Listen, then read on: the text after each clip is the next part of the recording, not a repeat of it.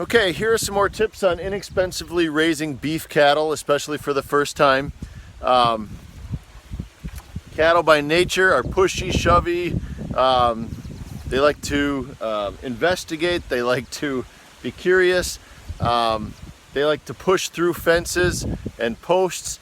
And what they did on this one, they want to get to that grass for some reason instead of all that grass.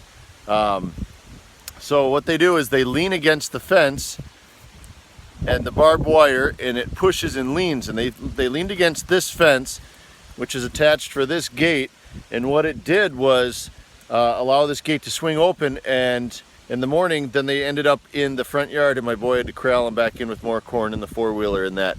So I will show you the trick that I had my wife do and my kids to solidify this post without having to take it out or put concrete in it or put more bracing in it like this. I'll show you the trick that we've learned how to do that solidifies quickly.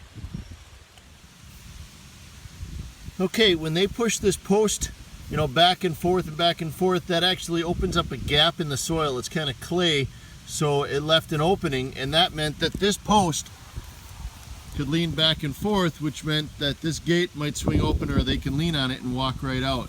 So instead of taking this whole post out or messing with all the barbed wire, my wife took this 2x4, which was just a scrap that we had around, and you lean it next to the post and you hold it up tight, and then you take your maul, your mallet, and you hit that as hard as you can, and you drive the wedge as far as you can down into the soil, and then that takes up the gap that's there. So that really, I can't even shake it back and forth. That made it really sturdy so that the gate is operating properly. Another tip is that my wife figured out, this is one place for them to graze, and then there's another place over there to graze, and that's all fenced in as well. So we let them graze there for 2 or 3 months, and then we close the gate off and we put them in this one. So that way they can chew all of that grass down to the ground, and now they can chew all this grass down to the ground. And that gives each side ample time to regrow. You don't want grass to be chewed on and then a few days later to be chewed on, and then a few days later to be chewed on. The grass actually goes into like a dormancy, or figures out that it's not going to grow anymore.